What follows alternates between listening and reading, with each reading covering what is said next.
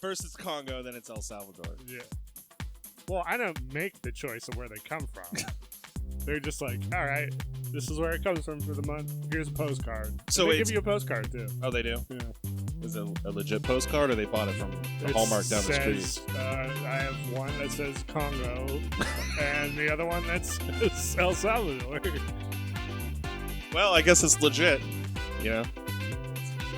Hello, everyone, and welcome to Lights, Camera, Nonsense, where we give you all the latest movie news you may have missed. I'm Nick, totally dead, asleep, tired. I'm so dead, so asleep, Simmons. And I'm not delivery. I'm DiGiorno. Smith.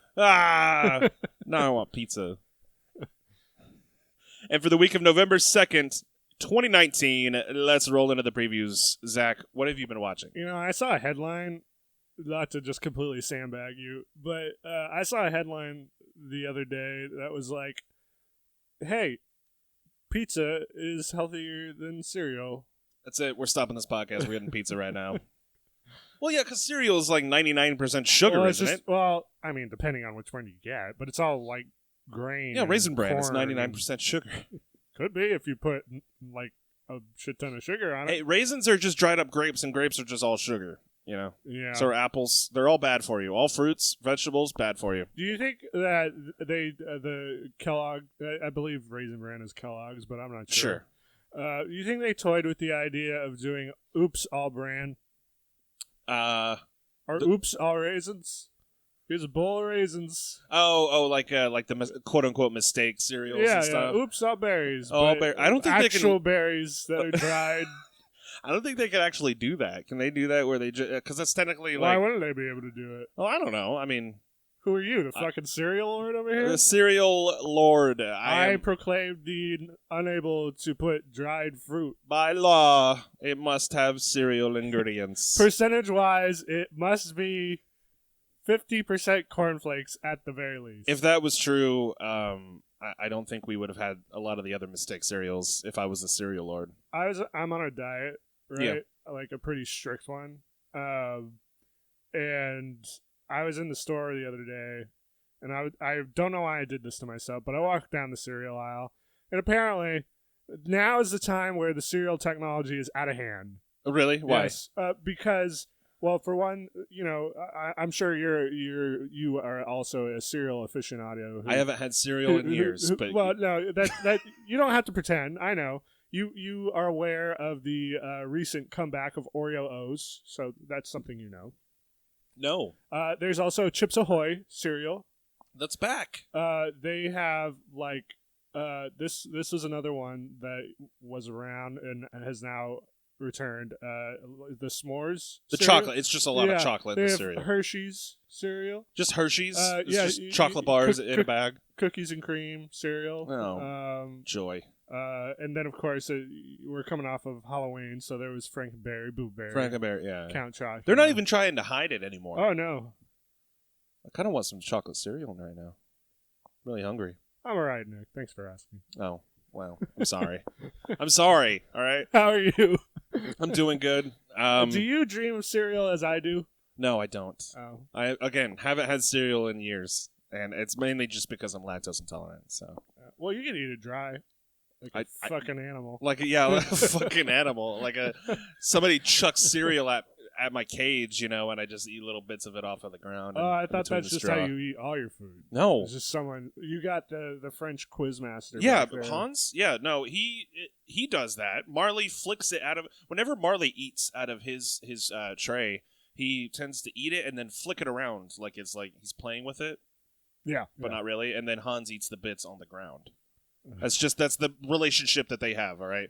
You have a podcast manager, and then you have a quiz master. Okay, yeah. If you have both of those in your apartment. Yeah, and I'm just here eating normal food. You're observing. I'm observing You're like Jane Goodall. A zoologist, yeah. What have you been watching? Dodging the question here, all right? We have a format. Come on. I watched one thing this week. Good for you. Yeah. We've been busy boys. But I watched multiple episodes of this thing. Okay, then I will give you 1 gold star. Thank you. Here you go. Thank Thank you. I'm going to save it for later when I have 3 and I can trade it in for 30% off of the pencil machine. It's just the end bit with the eraser. Or the eraser. Or just the eraser, yeah. I watched Watchmen, the first 2 episodes of Watchmen. Oh, you did? So you're caught up. Okay, Yeah. good. Yeah, I watched the second episode as well. What do you think? I like it. You like It's different. They are going in an interesting direction. It's not quite... I don't know. I guess I can't say it's something I didn't necessarily expect, because, honestly, I didn't really have any expectations for it. But it's not the take that I would first imagine. Right. But it's interesting. I like it. So I want to actually pause you real quick. I wanted to kind of retract a statement that I made previously in an episode where I felt like you didn't really have to know all that much. You kind of, you have to know everything that went on in the comic book and not the movie. You really do. This show is littered with references. Yeah. And like in the first episode, they have to stop on the highway because a siren is going off. Yeah, the squids. I forgot to squids mention the raining squids. Raining down. Yeah. And unless you have some passing knowledge of the comic, which if you know really anything about the comic, that's probably what you know. Yeah. Is the ending. Then that's not really going to make any sense to you because they don't really touch on it at all. Yeah. Even within the second episode, they don't mention it or. Like, yeah. There's like I think 1 or 2 throwaway lines about interdimensional planetary beings. Yeah. And like government hoaxes, but that's about it. Yeah, even the mention of Dr. Manhattan and the 1 or 2 moments where you see him or like footage of him on Mars and stuff. And really they have only mentioned him maybe 2 or 3 times. Yeah. And it's the same joke where they're like, you think Dr. Manhattan is on Mars, man. He's not behind this. But yeah, it's a really interesting take on it. I can imagine that it might irk some people. In what way? In the form of what they do with Rorschach. I mean, it's his character and how his character lives on in this show is kind of a natural progression. Right. It serves a thematic sense. Because if you're unaware of how the show, and this is in the promo material, so I don't really think it's a spoiler, but basically there's this hate group. Yeah. That is, they go around wearing Rorschach masks, and at first it kind of seems like they're just targeting cops, but they also have like this underlying, like just straight up racism about them. White supremacy type thing. They're called the 7th Cavalry. Yes. Were you or have you ever been a member of the 7th Cavalry? Yeah, that's part of the whole looking glass interrogation scene. That's a popular scene in the first episode. So, like, you have this character who, in the comic, served as, like, this arbiter of truth and justice, and he died for that. Yeah. And I don't feel like we need to worry about spoilers for a decades-old comic. For the comic, if you're going to read Watchmen, I feel like you... Or even people who have seen the movie that came out 10 years ago. They like history gets twisted, and evil people will use whatever they can for their own benefit. So I think it does serve as a thematic purpose. I can just see how that would maybe rub people the wrong way, right? And because Rorschach is the like the only hero of the original story, and he gets the shaft for it. Watchmen ostensibly is about a group of people who you perceive to be heroes, who in the end are actually all kind of shitty people. Yeah. And so when the one non-real shitty person kind of gets fucked over in the future... well, I mean, it's to a degree, and I feel like the reasoning behind the hate group's formation, at least in this series, is because towards the end of the comic, and towards the end of the movie, his journal is anonymously. So the comic leaves it on kind of like a what if thing, but in this universe, it's canon. His comic detailing all of Ozymandias's kind of plot. Yeah. To bring the U.S. and the USSR together. That has been published and detailed, or at least his thoughts on the matter, because you see future V living a pretty decent life. It looks like in seclusion, kind very of alone. Yeah, very alone, in a sense. Yeah, I would argue that even surrounded by he is surrounded by, he is still alone. But it's very interesting. You kind of just have to, run with the plot as it's going along, because it doesn't stop to hold your hand about what's different about this history to ours. Yeah, it really doesn't. And we'll see how that pans out over. I think is it 10 or 8 episodes? I want to say 8, but I think that's that up. right. Let me look that up. 9 episodes. Oh, 9. That's a weird count. Yeah, they hit not 8, not 10, 9. Huh. All right. Well.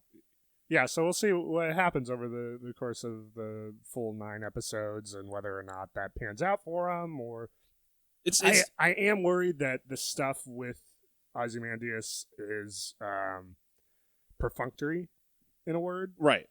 But again, it's 2 episodes in, so I'm not gonna, rattle the cage too much. Based on what you saw in the second episode, you mean specifically? Yeah, and it just kind of like they seem like asides. Mm-hmm. Kind of like Tales of the Black Freighter. Yeah, from the original Freighter. comic. Yeah, Freighter. Whatever. Freighter. Yeah, it is serving that sort of purpose, and where it's a narrative within a narrative, mm-hmm. And that they have another narrative within that narrative in this one. Ugh. I just wonder how it's going to tie in. Right. But we'll see. We'll see. Regina Spektor is fan-fucking-tastic. She's amazing. Regina Spektor is Knight's sister. Or Sister Knight, sorry. Yeah. Mm-hmm. The main character. One of the main characters. She's great. The guy who plays her husband? No.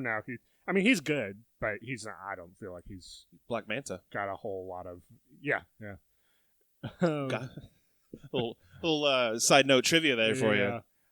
He just doesn't have a whole lot going on right now. Yeah, but, that might. I think because he's basically playing the husband wife role that's like husband wife to a superhero. Right. Has to take care of the kids and all that. But the other 2, I guess these are the new Watchmen. Yeah, it doesn't really explicitly say who they are. You just kind of have to infer. Well, they work for the police, right. They're quote unquote vigilantes, yes. But they work for the police. It's like Batman. Yeah. Well, Looking Glass is kind of. They take different personality traits of the original Watchmen and kind of mix them around. Right. Whereas so Looking Glass would be Rorschach to Rorschach. Yeah. I guess Red Scare, maybe Night Owl, but he's very. But also a mixture of comedian. Yeah. That's probably the better. Or Silk Spectre. The more apt. I think comedian's probably the more comedian. Apt, because he's especially a little crazed. Especially after the raid. Yeah. But so, I've enjoyed the first 2 episodes. Again, there's a lot of fan service in terms of comic references and just like it's almost stuffed to the gills. Yeah. With just like, if you read it, And it's it's just a unique, interesting take on a known property. Yeah, and boy, was that a hell of a start in that first episode. Remind me. It starts with the Tulsa riots. Oh, the Tulsa, the riots, Tulsa massacre. Yeah. Mm-hmm. Real event? Yep. Really intense, but that kind of sets the tone. Yeah.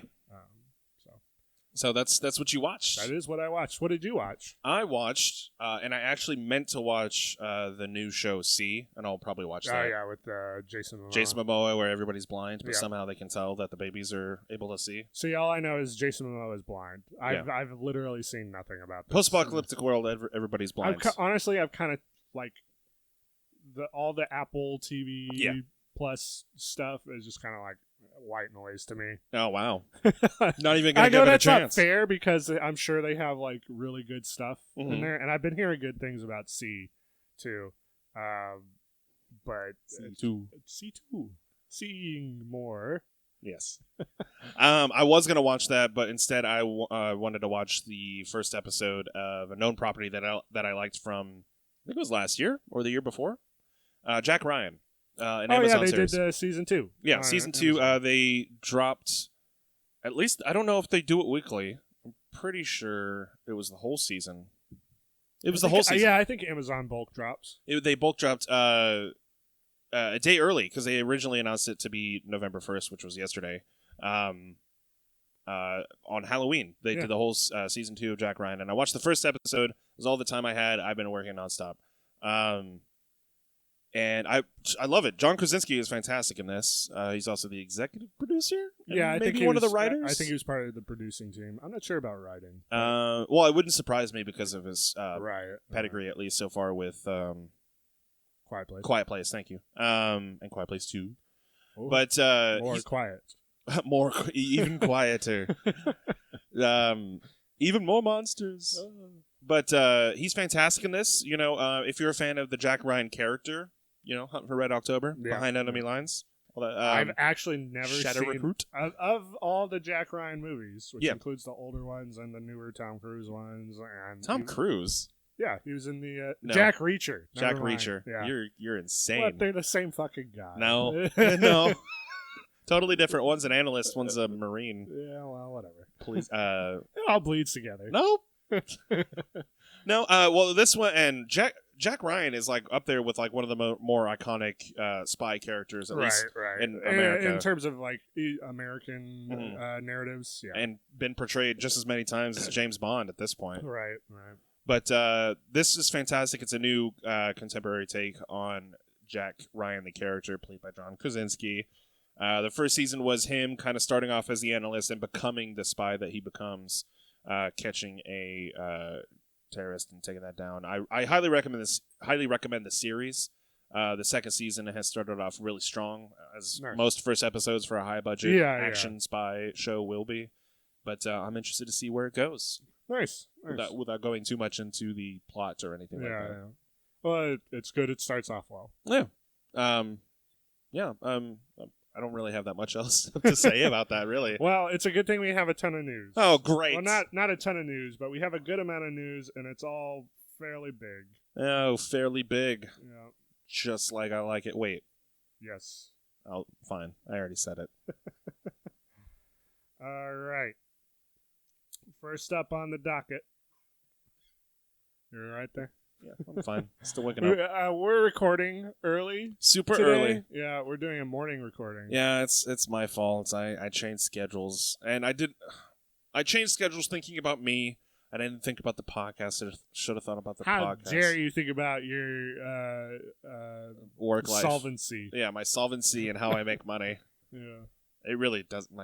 So you're hanging on to a energy drink there, and I got myself Thank you for picking this up for me. The black Congo coffee. Congo coffee. That's not actually what it's called. It's just coffee from the Congo. I don't really know. It's a weird flex, but okay. All right. Anyway, Nick. Oh God. What? What do you think? Yeah, I didn't know you were doing this with Leno, did you? Leno? Yeah. Thank you for never finishing a sentence. You loved The Friends, right? The Friends? You definitely weren't on this very podcast talking about how you spent your time wasting away on. I wasted it away. Multiple seasons. I thought the final couple of seasons just felt extra and unnecessary. It sounds like you're fucking miserable. Yeah. Yeah. I wasn't wasting away. No, I was miserable. No. Like I laughed. I had some good times there, but like it just seemed like way too long for a show that wrapped up pretty nicely around Monica and Chandler's wedding. Well, I have some good news for you, sir. Oh, great. Reunion? Maybe. Oh, did I ruin it? Did I ruin the surprise? No. Okay. Jennifer Aniston has confirmed, not confirmed. She said something that may imply that something may exist. Phlebas is what she... No. Is that it? She was on the Ellen DeGeneres show, and when pressed about a reboot or a reunion, she replied that they weren't doing that, but they were, quote, working on something. That's great. That's fantastic to hear. I'm so glad for her. Her, the most probably highest profile actor. Like, she's the most popular. Well, you know, she is always putting out high art. Oh, you mean like was it The Bounty Hunter? Yes, with The Bounty Gerard Hunter. Butler. Yeah, And Just Go With It with Adam Sandler. Or any of the other movies. Or with Adam the what was the murder mystery one? Yeah, with Adam Sandler. Okay, that's weird that you brought that one up because you've gone on record saying that you were okay with that. I thought it was okay. I thought it was okay. You are waiting with bated breath for Murder Mystery 2. I'm not. You I'm are. not. Yeah, I and I said it was okay because everything else about that movie besides Adam Sandler was good. Adam Sandler was the worst in that. He's the worst. I'm just kidding. I loved him in my childhood. You know, Big Daddy. Is that what you call me? Yes, Big Daddy. This is great. This is a great dynamic. No, what was it? Well, there's Big Daddy, Happy Gilmore, Waterboy, Billy Madison. This is a good one. You know, lots of good movies. And then, you know, as soon as Little Nicky came out, it was like everything went downhill. Hey, Little Nicky was... Oh, wait, Click. Click was good. But that was because it was sad. Yeah, it was quite sad. And Kate Beckinsale was in that. She was great. Little Nicky was good if you were a 12-year-old. It was like it was around the same time that everybody was like talking about South Park and Little Nicky and dude, in that movie, there's a guy who gets boobs on his head. Yeah, I saw that. And then he wears a bra on his head Yeah. to cover his boobs because censors and all that. Well, no, he definitely shows the boobs. Oh, He's okay. just being he wants to make sure he's covered up. Stop defending Little Nicky. What's the next news story? So in an interview recently, Ewan McGregor confirmed that the Obi-Wan series that Disney Plus will be producing was originally a movie. Yeah. So a couple months back, it was rumored that a movie was happening with Stephen Daldry to direct. Do you have a past filmography? I Stephen do. Daldry? So Stephen Daldry directed Billy Elliot, Woo. The Reader, Woo. The Hours, Woo. Billy Elliot Live, The Broadway show? Billy Elliot the Musical Live, Okay. Trash, and that's not being being judgmental. That's- That he literally directed a movie called Trash I feel like he should apologize. with Rooney Mara. Huh. Interesting. And Extremely Loud and Incredibly Close. So really sad, drama-filled stuff. Yes, yeah. So he's set to he was He set to direct. was going to direct the movie originally. Okay. But then they opted to do the 6 episodes. Yes, 6. Yeah, 6 episode TV quote unquote series. So luckily, it was being the movie, quote unquote, was set to be made around the same time when they were developing probably Disney Plus and the idea of Disney Plus, and like, well, we can expand on this. We can might as well because this was probably around the time when Force Awakens was coming out. Well, and it sounds like McGregor is also happy that they made the switch too. Oh yeah, because you get the larger chance to kind of just dive into a character, and I'm sure he's probably looking forward to actually having the role again. I know she was one of the few shining lights of the prequel series. Well, he's come out and said that he appreciates the fandom and the character and the story and the world. So why not? Why not go back and revisit that universe? Yeah. So there's that to look forward to. The CW is apparently developing a. Sorry, energy drink went down the wrong tube. You're right there. Yeah. Woo! Woo! Yeah, energy drink going into my heart I'm and energized. Wah! You're like Uma Thurman when she gets that. The needle in Pulp Fiction. In Pulp Fiction. Yeah. It tastes like Dreamsicle. Thank you for getting... This was actually a good choice. You're welcome. I haven't had You Orange seemed sherbet. disgusted by it when I brought it in. Well, because I don't normally like orange flavored things, but this tastes like orange sherbet. Maybe I know you better than you know yourself. Oh shit. Oh. Probably. I did have amnesia from the age of 14 to age 17. That's so. a very specific range of amnesia. Well, I hit my head pretty hard. What's the next news story? So apparently the CW is in active development for a new series that will focus on Superman and Lois Lane. Yeah, why? The Superman from Supergirl, specifically. Yes, right. And Lois from Supergirl. Yeah. Well, I'll tell you why. Because Arrow is ending. Oh, yeah. I'm pretty sure Flash is right behind it. It looks like he's slowing down, that Flash. And the Arrowverse is like their Crumbling. main property at this point. Oh, CW? Well, what about Riverdale? Let me give you an update on Riverdale. Okay. Give me the Riverdale update theme song. Riverdale update. I'm keeping that. I'm clipping that and I'm using it. So, Riverdale, last week, I believe it was last week, you had the cult leader, played by Chad Michael Murray, who we all know.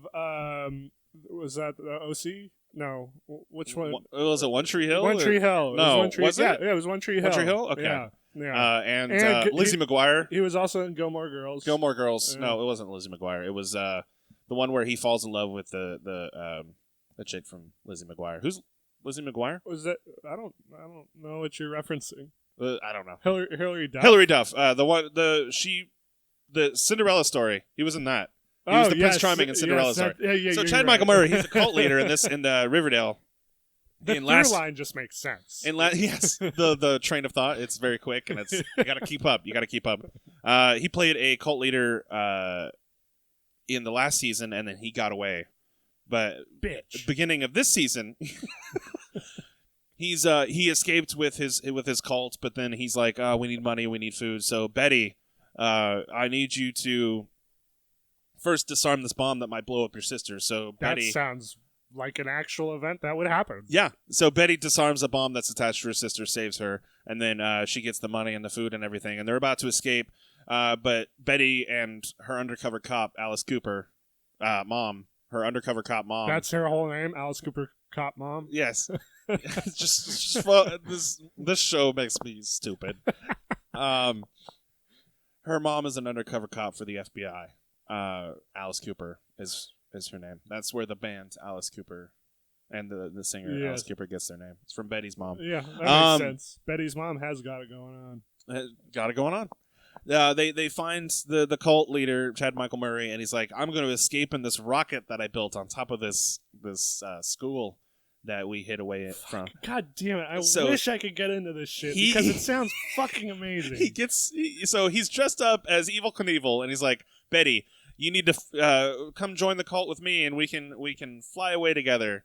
This is all real. This is all happening in my eyes. And she's like, no, and shoots him and kills him and gets away with it because she's one of the main characters. Well, she's a hero. But to be fair, in the previous season, there were people that were playing an evil board game that was making people insane and drinking poison. They were playing Evil Monopoly. Evil Monopoly, basically. Yeah. Or it was called Ghouls and Goblins, so it was like Dungeons and Dragons. Yeah, and Jughead. I wonder if they know that's a game. That's a name of a video game. No, it's not Ghouls and Goblins. It's hold on. Yeah, Ghosts and Goblins. Well, Ghosts and Goblins, but this one's called Goblins and Ghouls or Ghouls and Goblins. They're being. It's like that kid who just copies and pastes something over. It's the double thing, and then he switches the verbs around. Yeah, but it's like people do that all the time with Dungeons and Dragons, like podcast names and stuff like that. So. I'm glad the writing ability for a huge television show is on par with the naming conventions of the podcasts? Dungeons and Dragons podcast community. Well, I'm just saying, like, okay, so the first season was like a murder mystery, like who killed Jason, who killed Cheryl Blossom's brother, and that's like kind of normal-ish. Yeah. You know, it's just a dark turn on something, kind of Twin Peaks-ish. And then they go to Evil Knievel Rockets. Yeah, well, in season 4. God damn it. Dude, this show. It's fantastic. I it's wish so it wasn't good. so fucking awful. And everyone is beautiful in this show. Everyone's so hot. And I cried when Luke Perry died and they did a tribute episode. It was like the season premiere or like the second episode. Yeah. I cried so much, man. I cried. You cry? I cried. Why'd you cry? Because Luke Perry died. Oh. What's the next news story? Next up, are you familiar with the? Well, you've said before that you're not big on comics, correct? Comics like stand-up comics? Comics as in print. So what's the deal with airplane food? I like that you go to Jerry Seinfeld. It's the first thing you obviously think. He's the stereotype for stand-up comics. It's true, yeah. What's the deal? Yeah, that was pretty good. That was a It pretty good was, impression. it was actually. Thank you. It plays on the TV in the break room at my work, so all the time. Seinfeld does? Seinfeld Okay. and Friends, which Now you've just you have to. I live in my own personal hell. Yeah. yeah. I'm sorry. Comic books Yeah. is what you meant. Mm-hmm. Yes. I know of them, and I've read. You're aware some. of their existence. I am yes? aware of their existence. Well, Michael Turner's Fathom universe, or I guess that's a shorthand for it. Sure. I've never heard of this. I'm already lost. So, I've read some comics in my time. Michael Turner's line of books have generally been highly regarded for the art in them. Okay. Story-wise, to put it bluntly, they are steaming piles of shit. Oh. Within reason. You know, I guess there's no accounting for taste. Okay. But apparently, Mythos Studios, which was co-founded by Marvel Studios founder David Mazel, is developing the Turnerverse, starting with Michael Turner's Fathom and Soulfire. And I never read Soulfire, but your Spark Notes version for Fathom is Water Girl Likes Water. So, mermaid? Pretty much, yeah. Oh, She's okay. like a special, not an FBI agent, but she's a hero and she can go underwater. It's fucking dumb, man. Okay. It's not good. This is very. I don't want to like just totally bash your interests and things, but everything you like is dumb. No, I don't like this. I was gonna say like this is like news of like a Z-list So comic that I have. the reason why I'm talking about this, because I feel like the dumber version of this story, if you can believe that there's a dumber version, is in conjunction with this, they announced that they are now producing the quote-unquote Mythoverse, which will start with the animated movie Cupid, which will be a musical starring Justin Bieber based on the god Cupid. Right. And the Mythoverse will be a cinematic universe that focuses on the Greek and Roman gods. Okay. It doesn't sound like they needed them to be based off of comic books, though. Like they could have just made that one is not. They're two.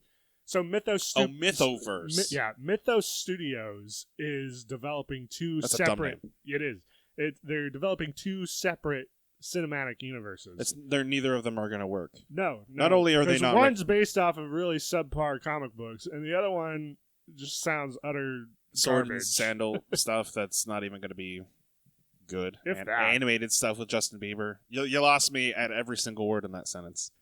You're welcome. So Moving on to things we're more interested in, the Netflix Witcher has officially gotten a release date of December 20th. I am so excited. Christmas time, you get Henry Cavill, you get Superman in a bathtub. Yep. For Christmas. Boy, they showed some boobies off in that trailer. Do they show boobies? Yeah, it's in the background. It's just a ton of boobs. Oh man, that's interesting. It's when he's talking to the girl in the black mask. It's basically an orgy going on. I don't know if that's Yennefer or if that is... I don't know, man. I have absolutely no knowledge of The Witcher. Oh, okay. Yeah. Okay. I've never played the games, and You'd like them. The show, yeah. Well, I should correct myself. I have played about 3 hours of Witcher 1. Oh, wow. Okay, yeah, the series definitely differs. But this is based off the books. It is. So. Well, it's based off the books, and they're only saying that because the original creator is a super big butt about the video games. Oh, yeah, it's a Alan Moore situation. I kind of, yeah. But more because, like, Alan Moore doesn't like anything extra with the Watchmen because he had a very specific vision in mind. Yeah. With his original comic. This guy, who I guess I'll look up the name for. You're not going to be able to pronounce the name. The original creator of The Witcher. He basically sold all the rights to CD Projekt. Right. And he gets nothing from those video games, so now he's super fucking salty so it's kind of a Yeah. He's salty because he didn't think about the future. So he spends all his time fucking shit talking the video games and trying to make okay, that is different from make Alan it seem Moore. like Yeah. The increase in popularity was not due to them.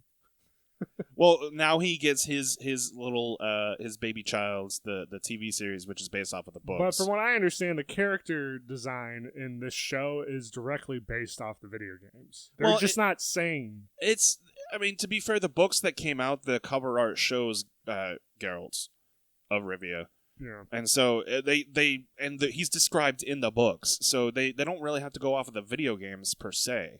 I've seen people kind of discuss like similarities. Oh yeah, for sure. I mean, the games are super popular, so why not take liberties? But at the same time, and he does. I'm just thinking that the showrunners are like they have a more connections to the games that they're letting on. Yeah. But because he's like a big part of the production team, they can't really They can't say we love that the outright. games. Yeah. And, because then they just get fucking fired. yeah, that's why in the trailer it just says from the acclaimed book series, which it is acclaimed, but I don't think they're actually in print in English. Oh, they are.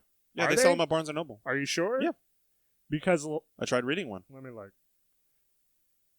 They are. They sell them in different languages and stuff. That must have been a recent thing because I know for a while people had to like download translations of the books. Oh, really? Yeah, because later ones were not available in English. Yeah. But anyway, I'm really interested. He actually pulls off the voice of Geralt from the games. Oops. We're about to be hated by the author.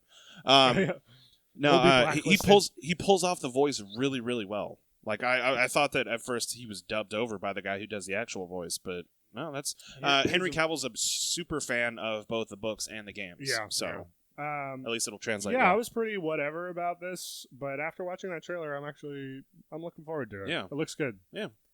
Moving on, the director of the Batman, Matt Reeves, has finally confirmed that Jeffrey Wright will be playing Commissioner Gordon. I figured it was basically confirmed anyway. Yeah. They were just not confirming it for whatever reason, but now it's official. He is playing Commissioner. I think it's a really good casting choice. Yeah, he's a really good actor. He's great. He was one of the few saving graces of Westworld season 2.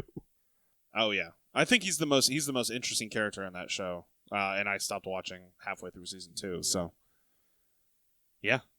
That's my thoughts on the matter. Looking forward to that. Jason Momoa has, I guess, confirmed the existence of the fabled Snyder Cut of Justice League. Yeah. Okay. So, for those who are unaware, there was a big fan pull, I guess. Yeah. After Joss Whedon had to take over for reshoots and editing on Justice League, since Zack Snyder had to leave for family grievances. Yeah, he had a family member who passed away. Yeah. So they have been wanting this quote-unquote Snyder Cut released by Warner Brothers, and up to now, it was kind of like a question of whether or not this even existed. Yeah, because Zack Snyder is like, it exists. But in an interview with MTV, Jason Momoa just flat out went, "Yeah, I've seen it." He was just probably doing that, pulled it out of his ass, and he was very brief in his responses to the questions that followed about whether or not it was different and he just wanted to move past this. Yeah. So. I thought we were here to talk about C. Yeah, he did try to move on to his other things too, but of course, if you drop the Snyder Cut, all the fanboys are gonna be comic fandom and all that stuff. Um, Yeah, big. I guarantee you that was a big whoopsie on his part. He wasn't really probably thinking about that. But I guess we'll see what happens. He said, quote, that people need to see it. I'm sorry. Of the things I need to see, I don't know if that would... Like you said in the previous podcast, you've never seen Justice League Correct, or yes. Batman v Superman. Right. You don't need to. Like, it's pure fan service, but at its base level, you know? Yeah. It's Zack Snyder, too. Like, his most prominent film, I think his best made film, is Dawn of the Dead.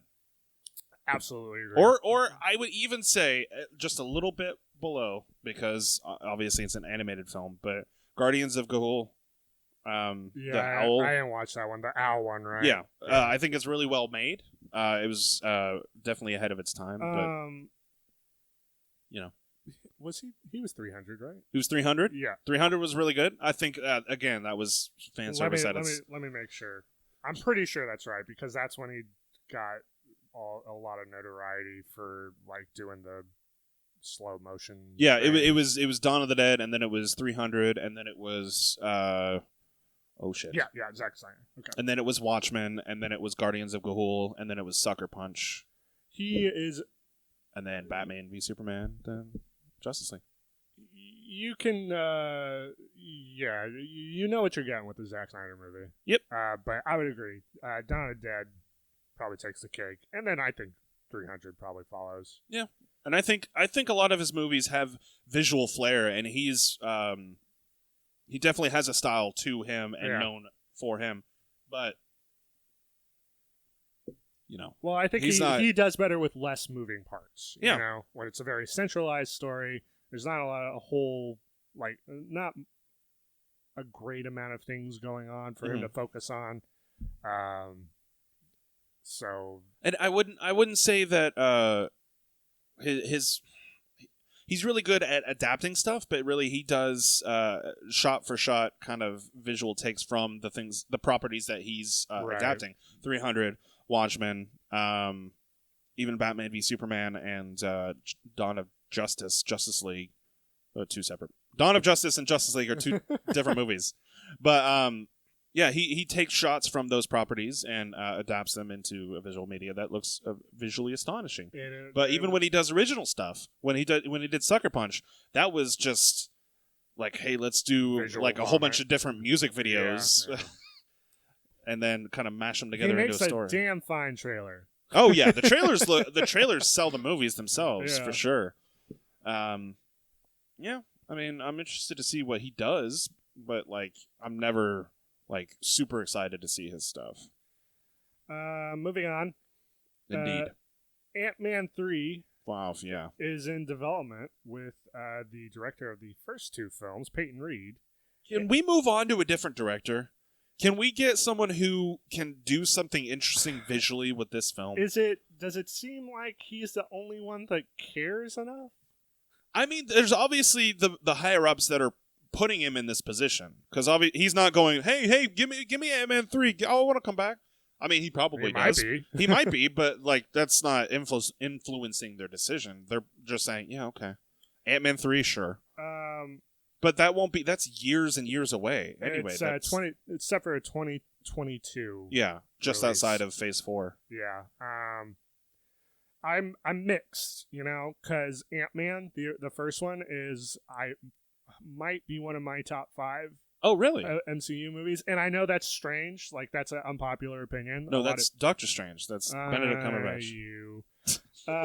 Fuck you. But I really enjoyed it, and I don't think it gets enough love as it should. However, and this is what's kind of confusing to me. Ant-Man and the Wasp was received better than the first one, but I found it to be a fucking slog at times. I thought it was the other way around. Yeah. I know you're not alone. Most people feel that way. Yeah. But I enjoyed my time more with the first one than the second one. It felt like a real drag in the middle of Ant-Man and the Wasp. Well, I mean, you know why Ant-Man, the first one, is better than Ant-Man and the Wasp. Well, they had Edgar Wright on it. But yeah. That's why I'm mostly sour, and I'm not like taking that away from Peyton Reed or Marvel or any of the people involved in the actual final product. I do wish we got the opportunity to see that, because I think that would be amazing. Oh, yeah. I mean, granted, we got Baby Driver instead, and that was a fantastic film. Yeah.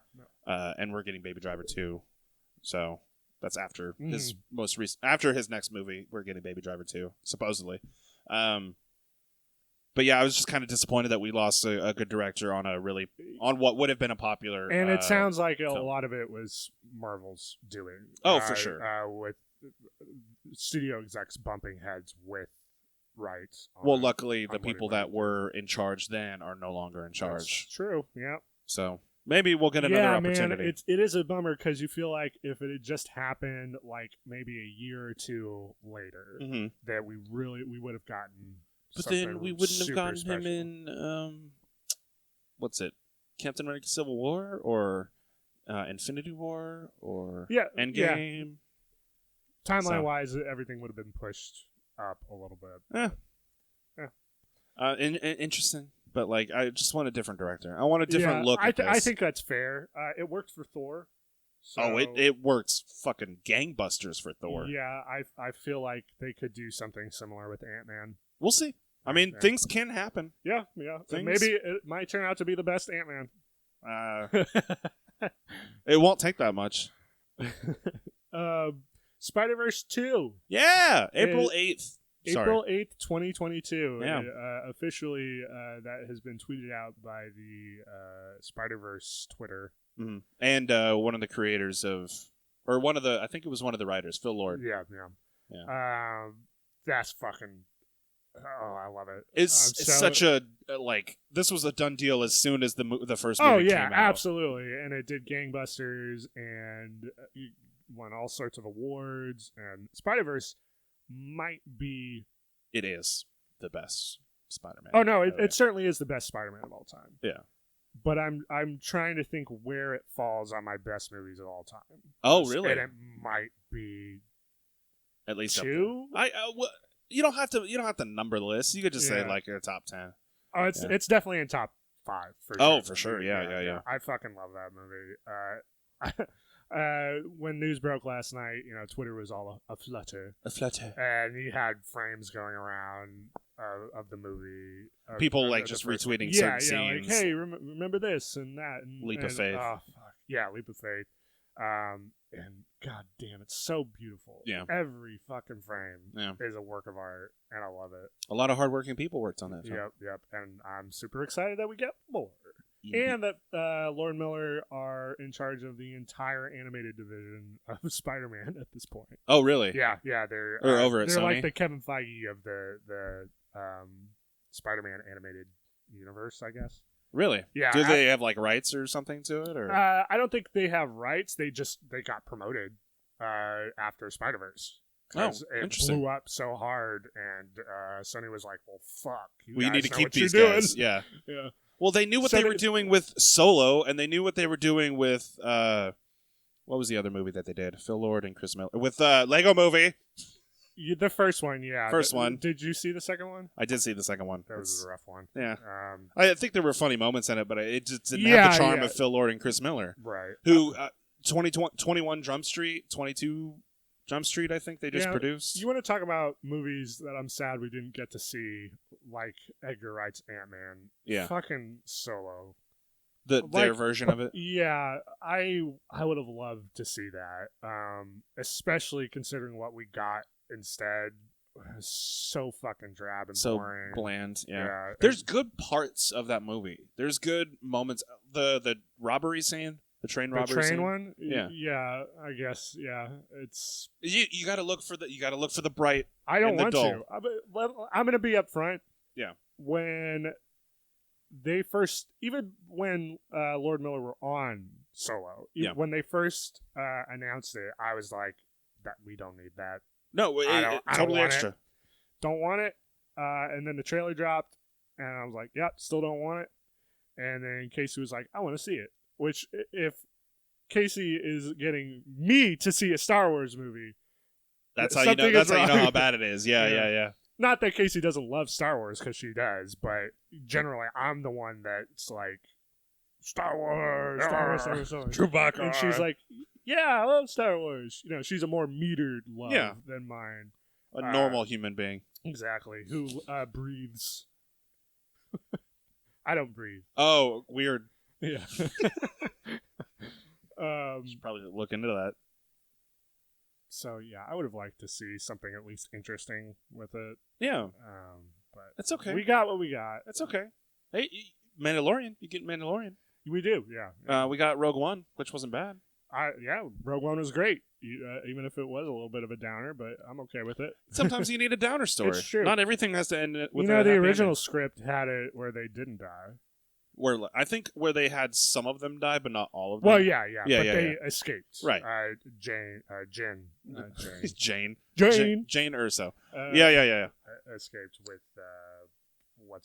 Cassian Andor. Yeah, and Cassian Andor series. Yeah. That's so that's another weird one. This has the same problem as Solo does, right? There's a future with that character. Mm-hmm. So there's only so much you can do.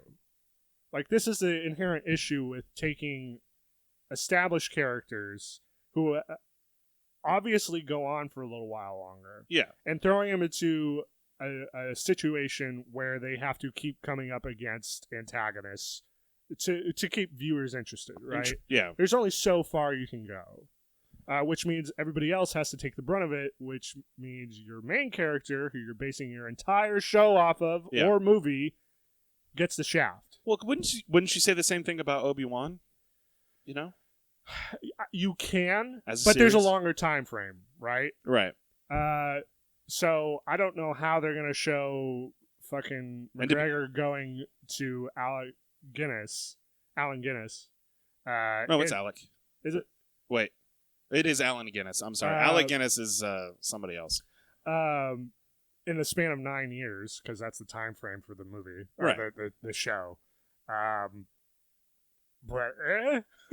I mean, that's more interesting to me than he was a more established character. Cassian Andor was one character in one film, and even then didn't have that much of a character development. Right, he's a grimy guy, roguish character. Yeah, so that's it. But we'll see. Maybe I'll eat my own words if Obi-Wan comes out and it's. Can you physically eat your own words? Well, you can vomit your words, so I would assume you have to eat them before. Yeah. Moving on. A lot of HBO Max news. Cool. Coming out over the week. Starting up, we have the official launch date, which is May 2020, and it'll be at a cost of $14.99 a month. Too much. It's pretty high. However, if you are an existing HBO member, you get access for no additional charge. Oh, okay. Yeah. So sign up now. How much is HBO now? HBO Now is $9.99, I think, at the moment. I was okay, so save a little bit, but it's just another extra. They're not going to see a huge uptick in, especially after Disney Plus. I don't know. People already having Netflix and Hulu and Amazon and CBS All Access and the other ones that no one remembers. You think that someone's going to go to a CBS All Access over HBO Max? No, that's ancillary. That's satellite. I'm just saying, like, it's part of an already huge pool of all of these others. Yeah, it is, and we're getting to the point where it's like, oh man, this is a lot. Yeah. However, I would argue that if you have a collection, like say you have 3, right? Mm-hmm. Maybe 4. Well, we'll just up it to 4. You're gonna have Netflix. Must be nice to have all that money. Yeah, right. You're gonna have Netflix, Disney Plus, and Hulu, which is ridiculous to me. Yeah. And then what are you gonna add on there? It's either gonna be one of those. Are you gonna add CBS? Are you gonna add FX? Or are you gonna add Verve? I keep forgetting FX is its own thing. Yeah. Or are you gonna fucking Peacock? Or are you gonna? Oh, I keep forgetting Peacock. Or dumbest name. It is. Or HBO Max is better than that. Or are you gonna add HBO Max? You're gonna add HBO Max, and frankly, you're probably gonna drop Hulu or even Netflix. It just depends on the content that you want to watch. But I honestly think we are gonna live in the future, if we don't already, where people are canceling subscriptions and then re-upping and then canceling and then re-upping. It's going to be, there are people who do that now already, Yeah. Even with Game of Thrones, you had people who would only sub to HBO for those few for weeks. Game of Thrones. Yeah. Or Netflix for Stranger Things.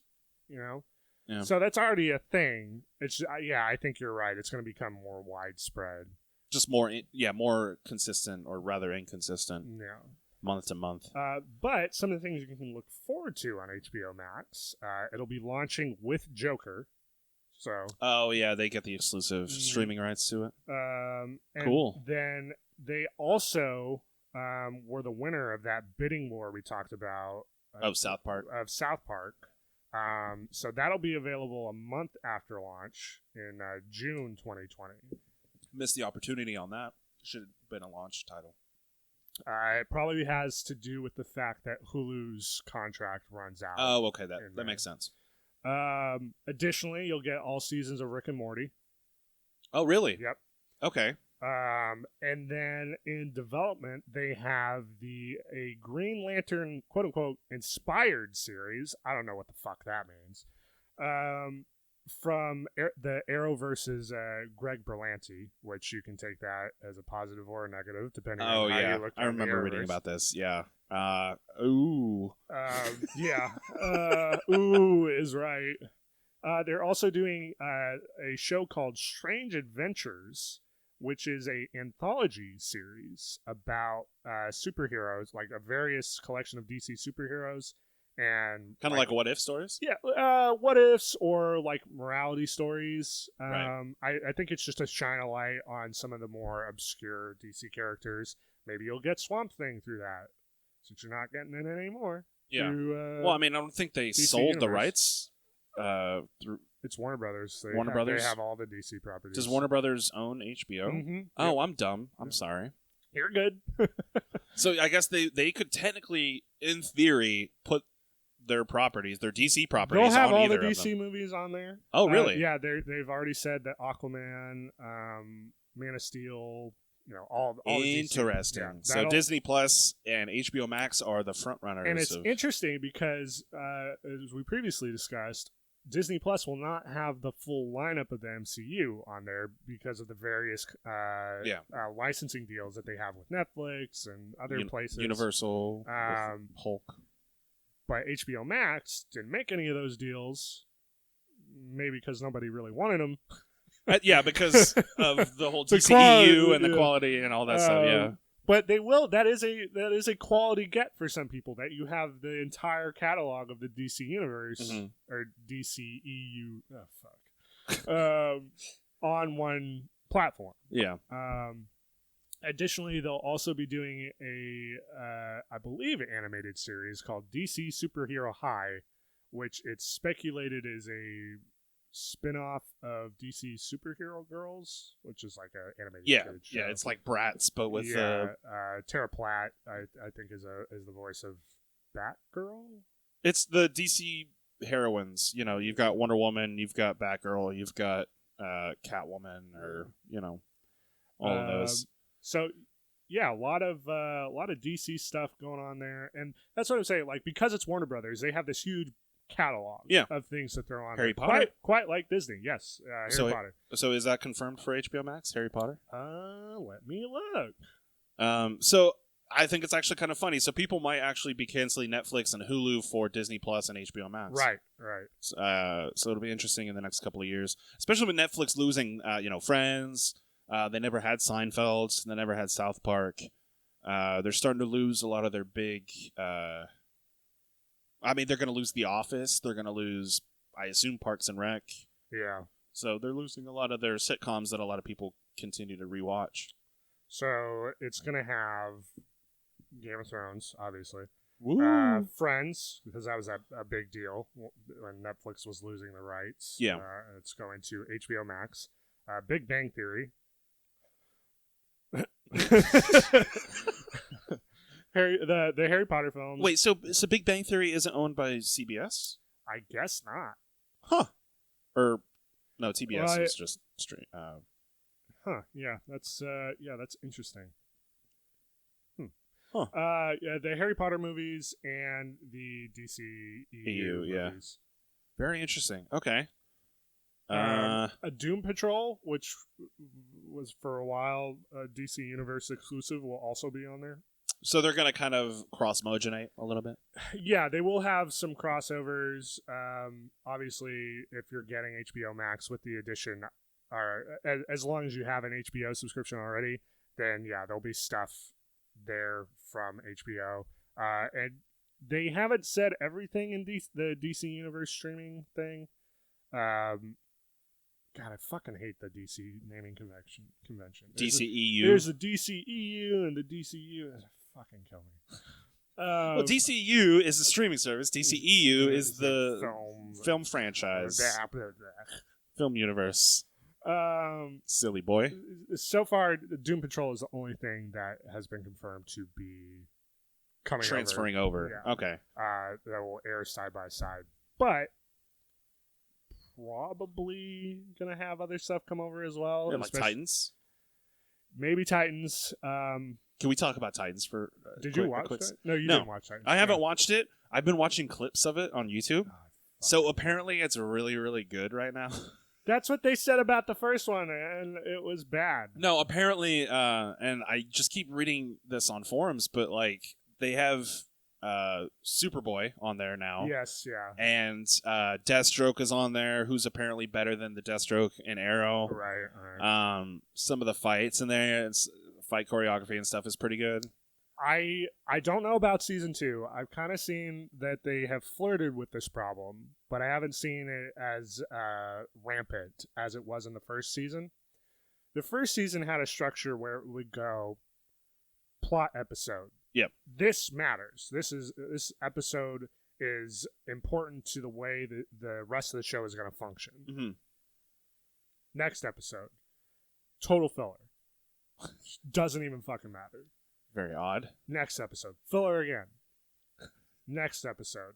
Okay, now we're getting back to the plot. Like, you thought we were kind of in for a bad haul here, but hey, here's some stuff now that you can kind of sink your teeth into. Yeah. Like, okay, we're going to pick up from here. Next episode, filler. Next episode, filler. Next episode, filler. Next episode, kind of plot. A little bit. Is it because of, like, was it the side character storylines that you felt like weren't important to the story? Like, specific characters felt like filler? Yeah. As good as the Doom Patrol episode was, ultimately it doesn't matter. It did spawn the show. Yeah, the spin-off, which apparently is also really good. Are you getting, like... I'm getting mustache hair in my mouth. Okay, I keep feeling my mustache. Okay, so November, No Shave November. Yeah. You obviously don't shave already. I don't, because my wife would literally leave me. Oh, wow. Let's talk about marriage first. No. And then, yeah, I was thinking about shaving, and I'm like, oh, shit, it's November. And then my job is like, hey, no shave November if you don't shave money to charity or something. Okay. Whatever. I'm shaving. Mustache is way too long. I do need to trim mine. Obviously. Is trimming cheating? For No Shave November? Yeah. Yes, it is cheating. Oh, well, that's stupid. For me, who does not have the ability to participate in such an event, it doesn't matter. So, I think you're participating. You're just contractually obligated by marriage. I'm participating. It's No Shave year. All year, every year. I'm so sorry. So back to Titans. Yeah, it's just like so little that it actually mattered, and I really, it was structured in a way that was like a procedural show almost. Yeah. There was an overarching kind of struggle with Raven, but it was like maybe 30% of the season. Yeah. And then it ended on a massive fucking cliffhanger. Well, I mean, they have a season 2. But originally, the first episode of season 2 was supposed to be the final episode of season 1. Oh, really? And they were like, well, we need people to come back for season 2. So we'll just... Okay, they do that all the time for shows, though. Yeah, but if your show is already shit, I want I want a reason to watch your fucking show. Well, so you didn't come back to get that resolution? Absolutely not. I don't care. But the kid's doing backflips out the window. Maybe if they transfer it over to HBO Max, and it changing networks. Correct. It's gonna make you come back. Watch Swamp Thing. I didn't watch it, but apparently it's much better. Watch that. Watch Doom Patrol. fucking watch Young Justice Season 3, because that was great. Yeah. Titans is so fucking superfluous and, like, bloated. It's just not a fun time. And I don't understand how people like it so much. Apparently it gets better. Ugh. Apparently it gets better. They introduce even more characters and all that stuff. I don't know. I still have yet to even try watching one episode. So no, I watched the first episode of season 1. You also saw the tree scene. Oh yeah, the that kid. we looked up. Yeah, the kid doing the backflip out of Kids can't do flips. Kids can't do flips. Moving on. A lot of Game of Thrones news. Oh yeah, and Game of Thrones adjacent news. So Game of Thrones adjacent. Starting off, Benioff and Weiss have officially left their Star Wars. Good, trilogy. get the fuck away from my not my franchise, our franchise. Wow, you're very possessive. It's my Star Wars. Get away from it. They were just going to get disinterested halfway through the series anyway. Yeah, they cited bunch of tool bags. Their big deal with Netflix to produce content as the reason for them leaving. Yeah. Okay. However, it's notable that the decision came a day or two after the interview with them at the Austin Film Festival, I think it was. Sure. Where they were asked about whether or not they paid attention to fan reaction, and their answer rubbed quite a few people the wrong way. What'd they say? They said no, essentially. Oh yeah, like we don't care. Yeah, like it doesn't really matter and all that shit. That was not the interesting part to me, though. Like, I don't like creators not paying attention to fan reaction is nothing. Not new. surprising. And frankly, it is not for the better sometimes. Yeah, I feel like, and not to detract from the news story itself, but like there is, as a creator or as someone who's in charge of a very important TV series or film franchise or what have you, sometimes it's better to just kind of ignore or smokescreen or whatever fans, because sometimes they don't know better. Yeah. Sometimes you need to go and follow through with your vision. But what they did with Game of Thrones, at least season 8, and a large majority of season 7, they were not thinking about Game of Thrones at all. It's not that they were ignoring fans. It's that they just stopped caring about the series they were working on. They were phoning it in, essentially. Yeah. So, I mean, granted, they had the ability to create their own ending, knowing that George R. R. Martin is never going to finish the series, right? And therefore have a conclusive canon ending. So they had the ability to make whatever kind of ending they wanted, and they decided to phone it in, and that's what upsets fans. It's not that they made a shit ending, on purpose. Yeah. Or wait, no, that goes hand in hand. I'm sorry. No, you're good. It's because they made a shit ending on purpose. My takeaway from this Q&A that they did is not so much that. It is a couple of other things that came to light. So, for instance... They're secretly Russian spies. They... I don't know if you are aware, but the original pilot for the series was apparently quite bad. Of Game of Thrones? Yeah. I did not know this. To the point where they were actually surprised themselves and didn't kill the series. And they also likened their work on the show as to being the luckiest interns on college campus. I don't know what that means. In terms of, like, they were learning on the job. Well, that's not... Don't admit that. Why would you admit that in an interview? And that they didn't really focus on any of the characters when they were starting out. For instance, in season 1, were it not for George R. R. Martin being part of the consulting team, right? We would not have had one single scene with Cersei and Robert. Like, just at all? At all. They have the books. They have the books as a template. So why would they not follow that? I mean, granted, they took liberties with, like, the ages of characters, which is fine.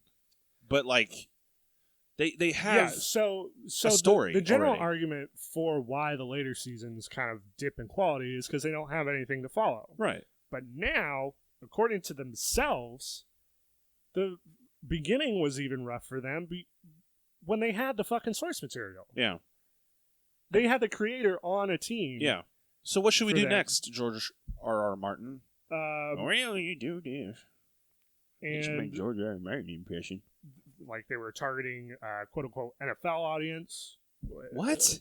Because they're the big crowds that will tune in religiously to it every week. No. So let me see if They don't. So they just don't know what they're doing. Yeah, they revealed that they didn't actually know what they were doing on the show due to their inexperience, which they admitted to Martin in their interview. They had no writing credentials. How were they given this job?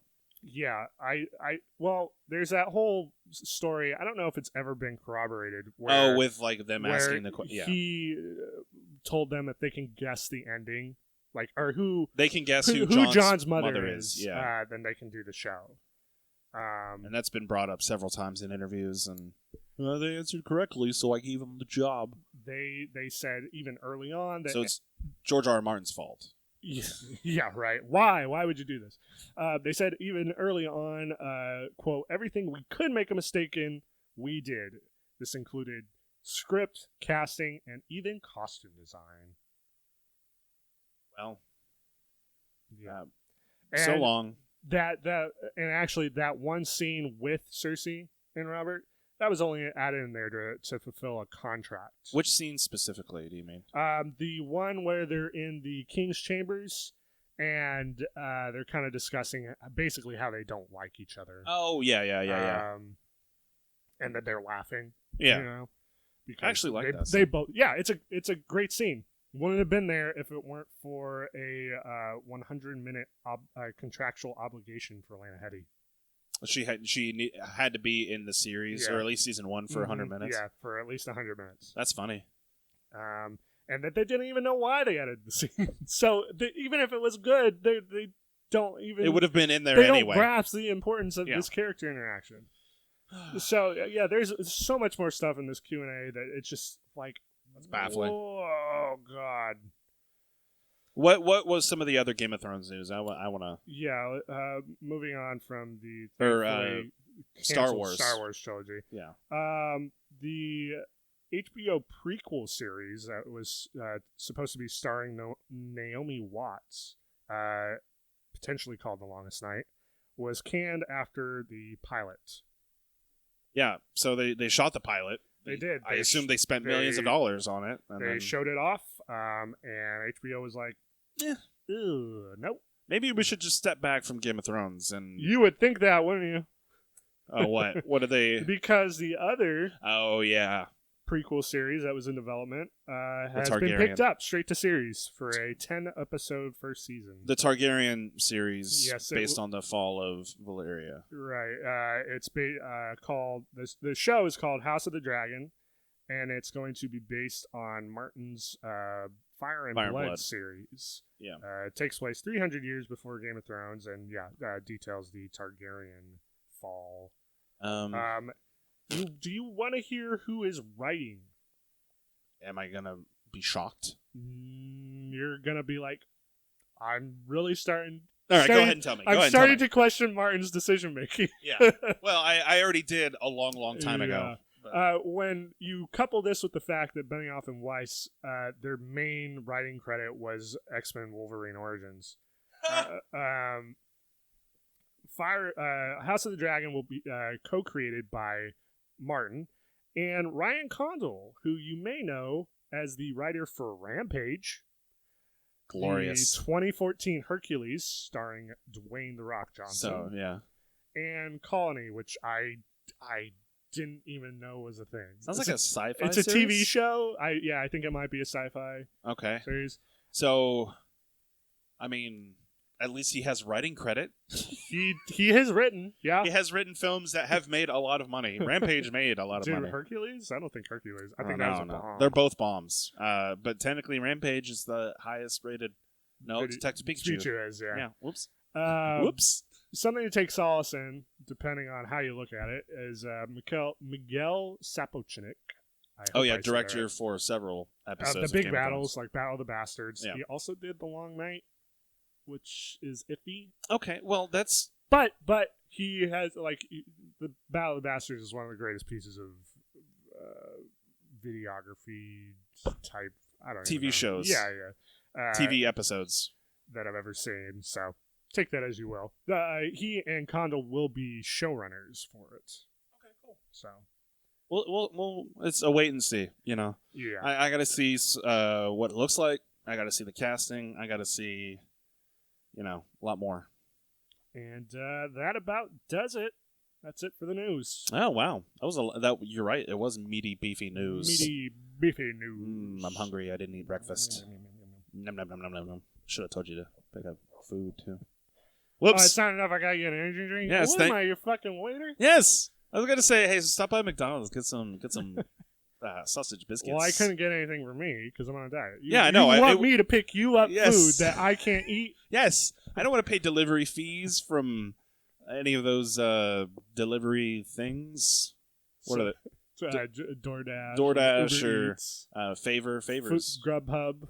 Favor's a big thing for, I think it's only Texas. Hashtag still not sponsored. Yeah, not sponsored.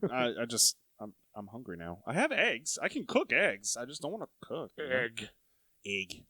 I see. What's funny? I don't even say eggs anymore because I think it was What We Do in the Shadows or it was Flight of the Conchords, but they say egg is eeg.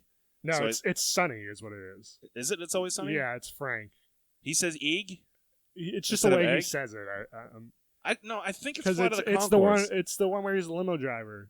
Yeah, would And you he like goes, an egg in "Would this you trying try time? time?" No, Yeah. but the way that they say it, I say eggs like eeg, like New Zealanders. Yeah. Gotcha. I thought it was a bit. No, you're just literally copying the accent. Yeah, the Okay. accent. Only when I say eggs. Like when I go grocery shopping, I'm like, I gotta pick up some eggs. See, I always do egg like Frank. Yeah. Or it's the stress egg, really. Yeah. Which is just a normal egg. Have you watched any of the It's Always Sunny? I need. You don't get need to back. watch them in chronological order. I know. The episode, I think it wasn't last night. It was the night before. They do a kind of film noir Yeah, with episode. Charlie. I saw. It's actually really I saw funny. The bit where he's like the promo. The victim was a toilet, and the murderer was a butt. Was a butt. It's so good. They keep calling Dee a goon, even though she's like trying to play like a damsel. Yeah, she's like, I'm not a goon. And they break character. It's just great. It's good stuff. The fact that this show, It's Always Sunny, is still making amazing episodes week after week, year after year is phenomenal. Glenn Howerton is no longer a part of it. No, right? he's a part of it. Okay, He's the main character. Because I know he was talking about leaving a couple years ago. Yeah, I don't know. I think he's not as big of an influence, or he still writes and stuff. He had he's still that a big part of show that was out last AP year. Bio. Yeah, that got canned, right? They did two seasons, and then I think they decided to drop it, which was unfortunate because it was a pretty decent show. Patton Oswalt, I think, was also in Yeah, he was on there. And then Caitlin Olsen, who plays Sweet D, she had an amazing show on FX called The Mick. Yeah. Where she basically plays Sweet D, but like even more trashy. Right. And she was taking care of her rich nieces and nephews. She also had that one with Will nephews. Arnett, right? Is that right? You might have to look that up. Will Arnett, I mean, he's riding high with BoJack, so... final season. Ending, yeah. That's another one I gotta watch. But I think for BoJack, I'm just gonna wait till it's over, because I got last season to watch, too. Oh, yeah. I've tried so many times to try to get into that show, but it just makes me depressed. It's a depressing show. It's a depressing show. Yeah. But, I mean, there's depressing and funny, or there's just depressing. And a lot of those episodes, they are just... There's no moments to laugh, That's fair. moments of levity. You have to really... You have to look for the light. Yeah. I don't want to in an animated show about a horse. It's very morbid and bleak, but I find it funny. I'm not saying it's not a bad show, or I'm not saying it's a bad show. I'm just saying it's not for you. It's just not for me. Fine. Yeah, there's plenty of other like Modern Family is ending, which. Another one of those shows, another one of those sitcoms where I'm just, okay, I need to finish this. Yeah. And it's a sitcom. It's like I never got into Modern Family. it's okay. There's better sitcoms out there. It was part of the whole we need another show with the characters talking straight to the camera. Yeah. Uh, To take the place of Parks and Rec and Office and all that. Yeah. Talking Heads and all that stuff. Yeah. I gave up. Gave up. I think she did a show with Will Arnett, but I don't know. I got nothing else. This is gonna be a shorter episode. What are we at right now? We're at 121, and I can cut out like 5. Well, we can talk about the one we skipped last week if you want, the Disney one. Oh yeah, I guess we can. You don't have to. Are you done? No. Let's talk about it. Okay. Do you have the I do. general synopsis? So we have some extra time. Yeah. Last week we did not talk about a certain story because we felt like it deserved more time than we were able to give it. So we're gonna give it like 5 minutes. Yeah. So apparently, some smaller theaters around the country have been asking to screen classic Fox movies, such as Alien. And they have been denied by Disney. Yeah. And this the big seems mouse. to be a ongoing trend ever since the acquisition of 20th Century Fox. It seems to be that unless you are a somewhat larger theater, Yeah. with a substantial draw for an audience, you are getting denied for these screenings. So I don't see how this is a minus for Disney.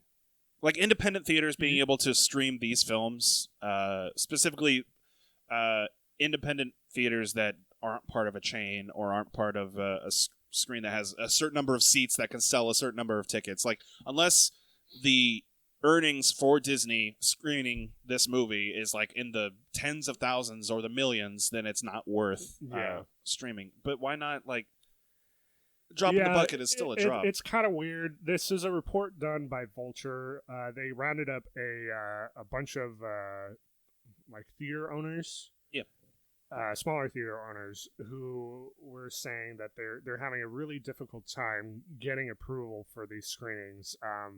Like a horror festival, I think in Ohio. They couldn't play The Omen or The Fly. Both classic films. Just because it was a smaller venue. Yeah. Seemingly, Disney hasn't come out and commented really on this. They're still supposedly allowing like nonprofits and museums to run older films, like older yeah, films like that they don't expect to make a profit no matter what. Yeah. They're still taking requests for special screenings, but they are not being as liberal with who they allow to do these. I'm trying to put myself in their shoes, right? I'm trying to understand why they would say no to this. Yeah. I really feel like we need a statement from them, but people aren't making a big enough deal about this. Yeah, so this is according to Vulture. Disney, quote, Disney officially declined to comment for this piece, but a film distributor with first-hand knowledge of the company's policy says it is directed at theaters that screen first-run Disney and Fox content alongside older titles, which is very specific. Yeah. It just feels like they're trying to, like, indirectly antagonize independent businesses. Yeah, not just. I mean, it's not just that they're that they're theaters, but that they're independent businesses. Right. It feels like a very penny pinching move. Yeah. For such a large company. Like, even if they lose money, letting these independent film theaters, I keep saying film, independent theaters to stream these, even if they lose money, it's still allowing those properties to be seen by someone who may not have been able to see that film. Right. Like maybe the town that this theater is in doesn't have good internet access, and therefore people can't stream those properties. Well, and that's Disney Plus. That could be an argument too, right? Like they have Disney Plus coming out; they're going to have a bunch of Fox movies on there. Right. However, the people who are going to see Aliens in theaters, years after widespread release, you can go buy Aliens on Blu-ray. Yeah. It's not like people are hurting for a way to watch it.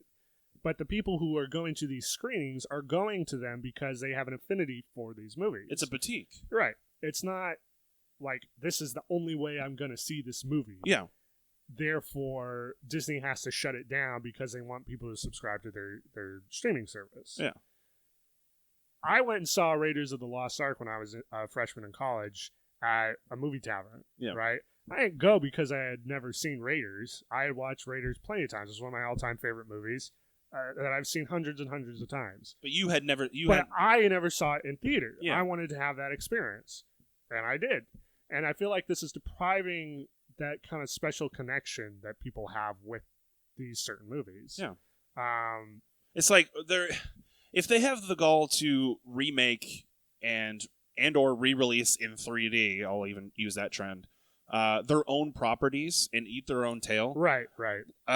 Every few years, then why not release the classic films for the people who are, the millennials who are now having Generation Alpha kids, right? Like, have them experience the experiences that they had as a kid, right? Maybe don't take your 7-year-old to Aliens. Oh, don't do that. I don't mean Aliens specifically. I know what you're saying. I'm using Disney properties as an example, but like they own Fox, and there are Fox films that I saw as a kid. So this specifically seems to be directed at Fox movies. Yeah, I'm sure they probably have kind of the same outline for their own stuff. But the reason why this is breaking news now through Vulture is because the 20th Century Fox movies historically were pretty much up for grabs. Right. If you wanted to do a Halloween screening of The Omen, you could. But now, not so much if you're a smaller theater. Interestingly enough, they are not finding any requests for Rocky Horror Picture Show showings. I think that's because it's only going to earn money based on its cult status. Well, and it's the live viewings are such a part of that movie's like history and like cultural relevance that maybe they feel like the backlash would be too strong. It's like only letting screenings of The Room, right? Film like no one watches The Room on their own, right? Very true. I might, but pretty much no one does. Yeah. For those who would like to know, that was part of my bachelor. Yeah. Party. It was a low point for me, but that's just because I don't get the whole point of The Room. It makes me mad. It makes me mad. I'm very sorry, but I love it. That's fine. You have movies that you like that I hate, and vice versa. But yeah, like if you just suddenly stopped showing The Room to groups of people, yeah, the relevance would fade into obscurity. Yeah, the 90% of that movie's fun factor comes from watching it with other people. Yeah, and it's the same for Rocky Horror, I feel like. Not that Rocky Horror is certainly on a better quality than The Room. Like, that's an actually good movie, depending on who you're talking to. There's merit in it beyond this is really bad. I'll go on record. I don't like the movie. I think you've said that before. Yeah. Which is fine. I think the songs in it are really catchy, and I think that's great. I just don't like the movie in general, but I have bad opinions sometimes, so it's fine. Everybody has them. Breaking Bad. Yeah. But like, if I wanted to show Big Trouble in Little China to somebody at my movie theater, I probably couldn't. Yeah, unless your box office hall is a little larger. Yeah. Well, then I wouldn't be doing this podcast. You know what I mean? I would say, "Fuck you, get out of my movie theater." And they'd say, "Okay." No, not me. To you specifically. Oh. I'd say, "Get out." Okay. Have fun in your box. Yeah. I'll play Minecraft on my big screen. It's just a little friends. foam projector. Yeah. in a hollowed out Denny's. I don't understand. I don't understand why Disney won't let me screen their Fox movies. Yeah, it is weird. How do they know of my business? It's a hollowed out Denny's in the middle of nowhere. They have eyes everywhere. The big mouse knows. Yes. So I mean, it's just disappointing. I know it's kind of a weird I don't want to say non-story, but like it's being swept under the rug when it feels like it's an attack on independent business. So this dropped last week, and it's already kind of gone. Oh yeah, the news cycle is just day to day to day to day. Non-polit. But it's a worrying development. Yeah. I feel like, and we kind of need to make sure we're very cognizant of what's going on in terms of film distribution. And some people are saying like, oh well, at this rate Disney will just make their own theaters, and that's illegal, so they can't do that. Yeah.